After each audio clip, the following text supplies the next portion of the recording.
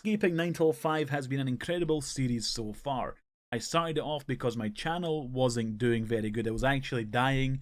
I was gaining subscribers, but I was losing views for some reason, so I decided I need to mix up a little bit. I got my friend Andrew, asked him if he wanted to do custom thumbnails for me. He said sure, just to try and make my videos stand out a little bit more. And I decided to do this video idea I had been sitting on for over a year, Scaping 9 till 5.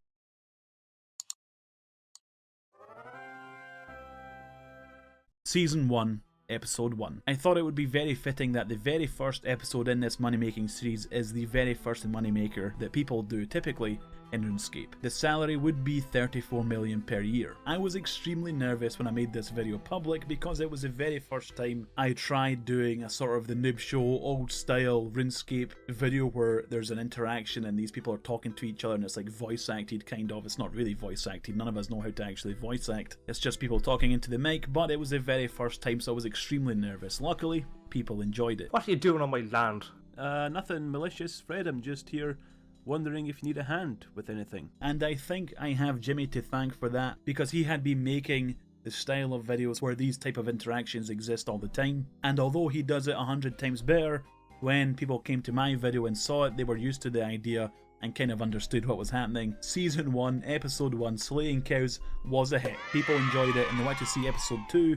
More specifically, they wanted to see Green Dragons. So, Episode 2, I slayed Green Dragons as a 9 till 5 job, getting the salary of 914 million per year, and that video to this day is still one of the most popular videos on my channel. Episode 3, Doing Battles, the salary was almost 1.7 billion GP, but that number isn't really accurate because I just done it for 8 hours, got a couple of good items, sold it all, then times the number to get the yearly salary. I didn't really do the proper math.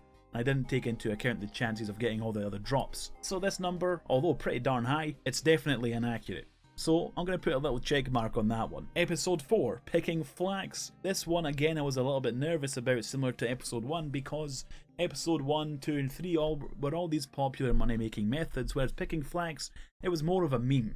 Look as the kid comes down the ladder.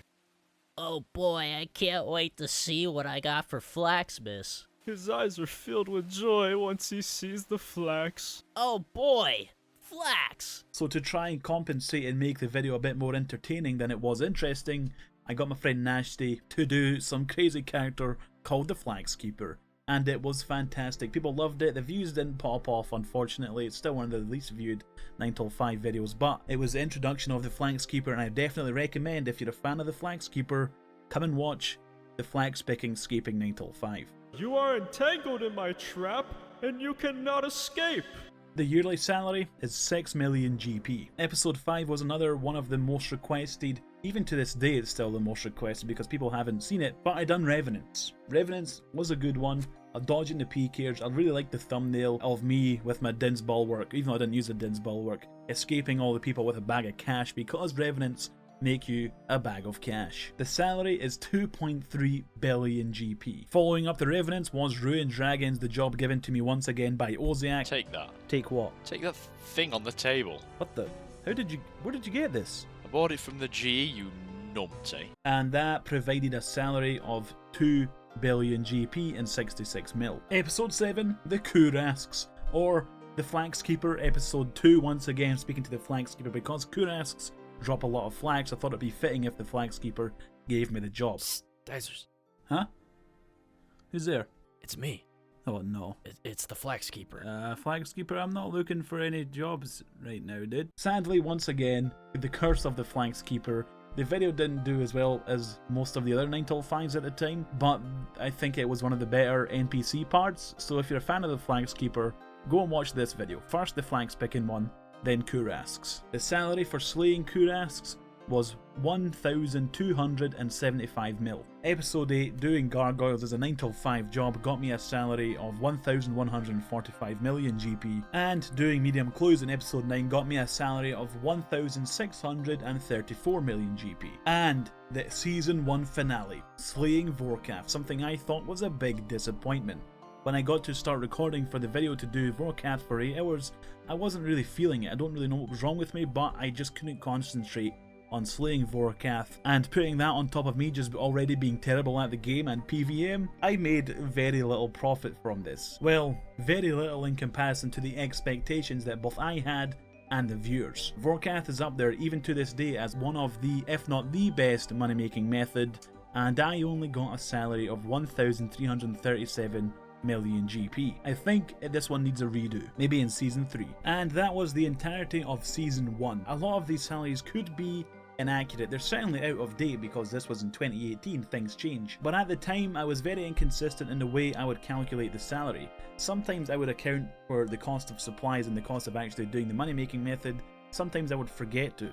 Sometimes I would include the cost of membership for a year, and sometimes I would forget to. And sometimes I would include the chance of getting the rare items, and once again, sometimes I would forget. So a lot of these numbers are inaccurate, but by only a small margin. I would then go on to fix this inaccuracy in season 2, where I would not include the cost of membership, but always include the cost of doing the money making method, and always include the chance of getting a rare drop. I interrupt this programming with an important message. If you enjoy watching content from this YouTube channel, consider supporting it by either leaving a rating and a comment because engagement helps, or by becoming a channel member, which helps the channel immensely. It's basically just like Patreon or a Twitch subscription, but it's only 99 cents. Click the join button, check out the perks. For season 2, I wanted to up the quality. I think I had access to the developer tools of Runelight, so I could make higher quality videos. After those were gone, I then got access to the Orb of Oculus, so I think the actual video production of season 2 was a bit better, and also wanted to up the quality of the NPC interactions, and I think I achieved that. If you watch season 1 compared to season 2, I think season 2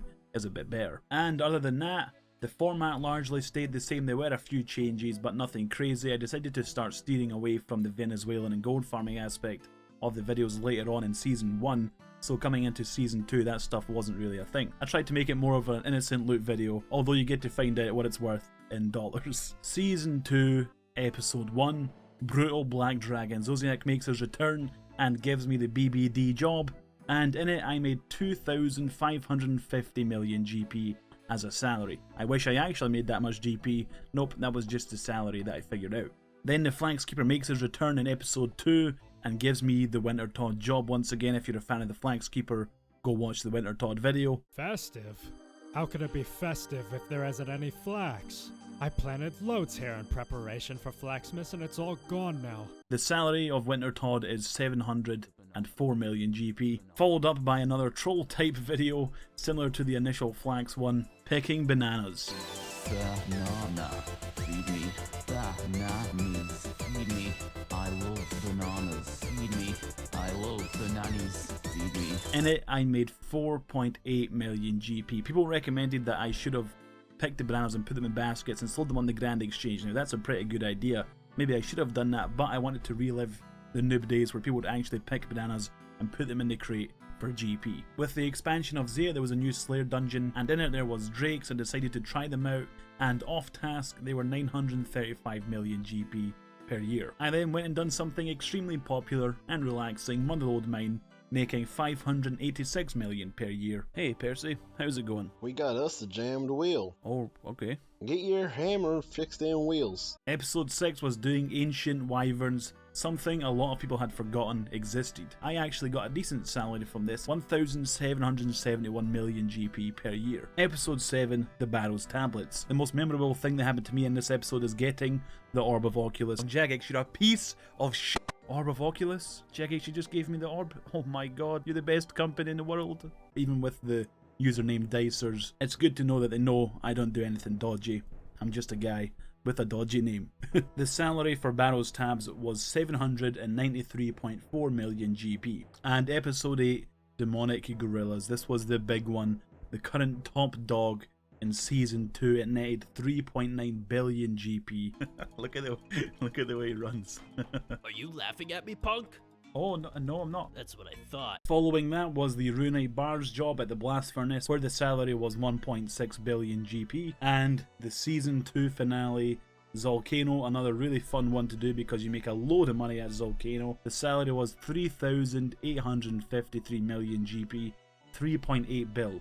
It was only about 70 mil or so away from Demonic Gorillas. And now that we have completed both Season 1 and Season 2, let's put them in a big boy leaderboard. And this is it. This is my life work simplified into a leaderboard. The order going from top to bottom: Demonic Gorillas, Volcano, Brutal Black Dragons, Revenant Caves, Ruined Dragons, Ancient Wyverns, the Barrows, Bros, Medium Clues, Runite Bars, Vorkath, Kurasks, Gargoyles, Drakes, Green Dragons, Battle Tabs, Winter Todd, Motherlode Mine, Cowhides, Flax Picking, and Banana Picking. There are a couple of salary gaps I'd like to fill in Season 3. The gap between second place and third place is 1.3 billion GP. There has to be a couple of moneymakers that slot in between these two jobs. And there's another huge gap at the bottom of the table between 17th and 18th. It goes from Motherlode Mine at almost 600 million GP down to Collecting Cowhides, which is 34 million GP. That is a big gap, and once again I'd like to fill that up in Season 3. So if you have any suggestions on how to flesh out this leaderboard,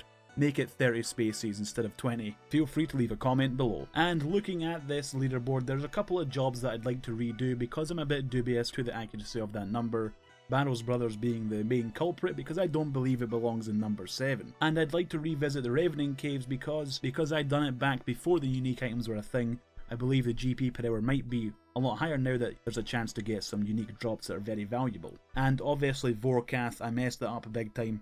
That does not belong in 10th place. I want to redo it and get it up there. And once again, if you want me to redo any of these, leave a comment and a reason why. Thank you very much for watching, and consider subscribing. Humongous thanks for all the high tier supporters: Vicken, Rough Giraffes, Dakota K, Adam K, Nemo M, Aiden C, Moona Deathwatcher, Terry L, Mitchell H, and Dakota P.